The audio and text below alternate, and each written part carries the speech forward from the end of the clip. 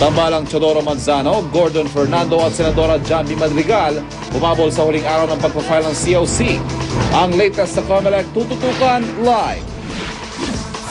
Mga appointed official na tatakbo sa eleksyon 2010, pwede pa rin manungkulan sa pwesto ayon sa Korte Suprema.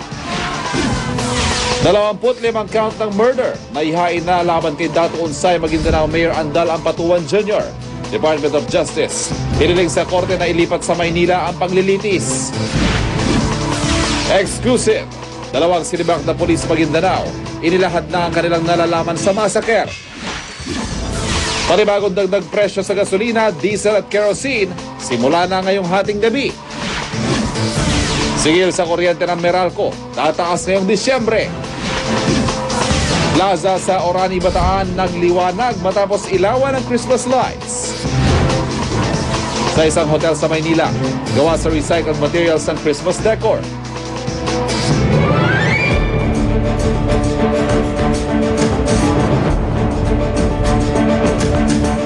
Taliwas sa naunang naiulat, 2 ang makakalaban po ni Pangulo Arroyo sa pagkakongresista sa 2nd District ng Pampanga. At tulad ng naunang pahayag ng oposisyon, may ipantatapat ang Liberal Party sa Pangulo. Pero kung tatanungin si outgoing CBCP President Archbishop Angel Lagdameo at iba pang kritiko ng Pangulo, mas mainam na magretiro na raw ito sa politika at huwag nang masilaw sa kapangyarihan. Saksi si Ruth Cabal. It is not unprecedented from President to Congresswoman because to serve does not need any position. And some people will put you down because of what they think of you. We, the Kapampangans, will lift you up. Sa mga katagang ito, pinarating ng mga kabalen ni Pangulong Arroyo ang suporta nila sa pagtakbo niya bilang kongresista sa 2nd distrito ng Pampanga. Pagkatapos ng misa, mga lokal na opisyal naman ng Lubao ang nagpakita ng suporta. Karing kailangan dading pakakalulo, makilaban para kimas masikan ay ekonomiya.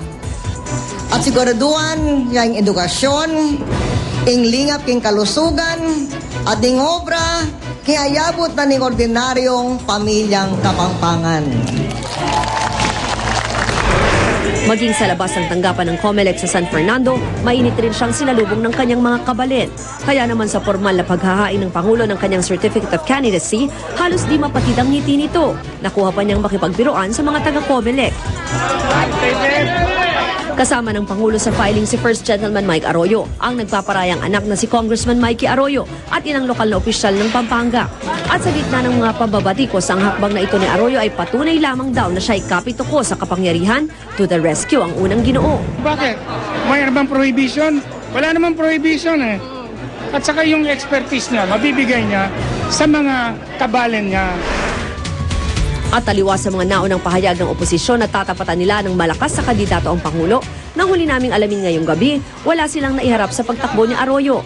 Katunayan, iisa lang ang makakalaban ng Pangulo bilang kinatawan ng 2nd distrito ng Pampanga, ang electronics engineer na si Feliciano Serrano na tumatakbong independent. Ano pa nga bang hangarin ng isang opisyal na halos 1 dekada nang nakapwesto sa pinakamakapangyarihang posisyon sa gobyerno? Mismong si outgoing CBCP President Angel Lagdameo nanawagan na kay Pangulong Arroyo na magretiro na sa politika, pagbigyan ng ibang magsilbi sa Pampanga, sa halip na masilaw sa kapangyarihan. Mula 2005 hanggang 2008, 18 impeachment complaint ang inihain laban kay Pangulong Arroyo. Kaya ang mga mababatas na taga-oposisyon, binira ang muling pagsabak na ito sa karera ni Ginang Arroyo. The minimum design is mapigilan yung mga investigasyon at yung mga pagkakaso sa kanya at yung pagpapanagot niya sa kanyang mga krimen. From the seat of a congresswoman in Pampanga, become the speaker and eventually cause the amendment of the Constitution for her to become Prime Minister. May 5 buwan pa bagong eleksyon, marami pa ang pwedeng mangyari.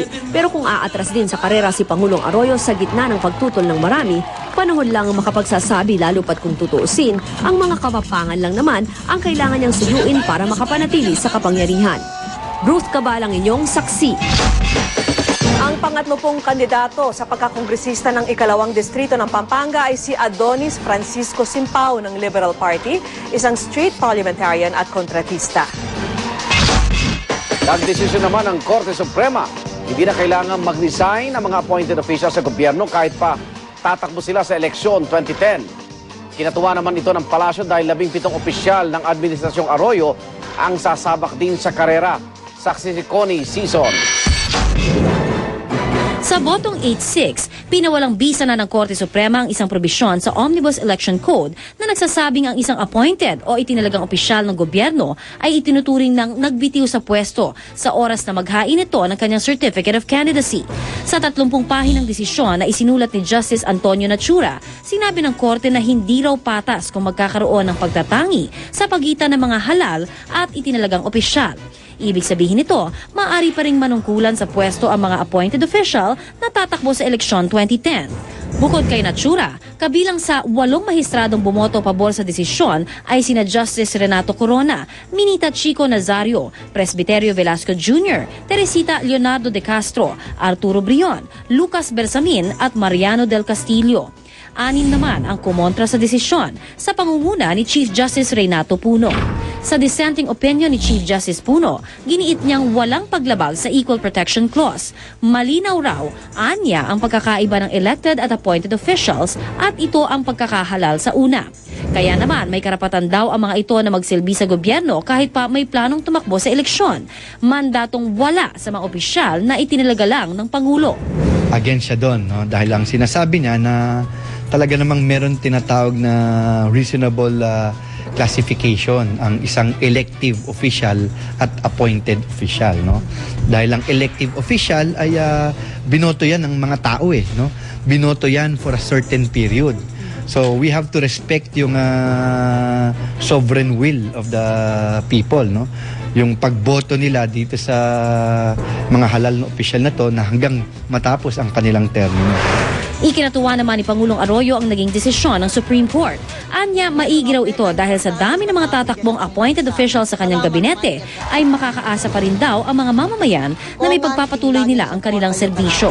Mayroong 17 appointed officials si Arroyo na nakatakdang tumakbo sa eleksyon 2010. Ako si Connie Sison, ang inyong saksi.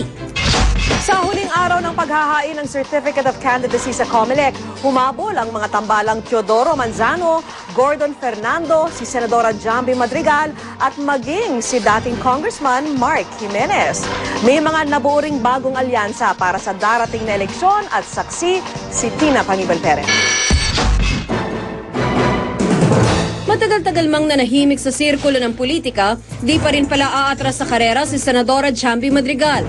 Sa huling araw ng paghahain ng Certificate of Candidacy, itinuloy ni Madrigal ang plano niyang pagtakbo sa pagkapangulo. Kailangan magkaroon ng pagkakataon na mabigyan ko rin ng mas malaking pagpipilian ang atin taong bayan. Ito ang politika na hindi gumagamit ng trapo politics. Programang pang-edukasyon, trabaho, kalusugan, infrastruktura, kapayapaan at kaayusan naman daw ang isusulong ng tandem ni na Presidentiable Gilbert Chodoro at Vice Presidentiable Edu Manzano ng Lakas Kampi CMD. We have presented a concrete platform. We have a track record of performance. And so the people should judge on those basis. Hindi sumabay sa kanila si re-electionist Senator Bong Revilla na hapon na naghain ng COC kasama ang pamilya. Lakas Kampi CMD ang kanyang partido pero guest candidate din siya sa iba pa. Nais naman bumalik sa Senado ni dating Senate President Franklin Drilon ng Liberal Party. Ang kanyang mga kapartidong sina Alex Lacson at Martin Bautista na tatakbo ring senador, sinamahang maghain ng COC na Pinky at Viel Aquino, mga kapatid ni LP Standard Bearer Senator Noynoy Aquino. Sa pag-aanib naman ng kulay blue at pink, ginulat ni na Senador Richard Gordon at dating MMDA Chairman Bayani Fernando ang publiko nang maghain ng COC sa presidential at vice presidential post sa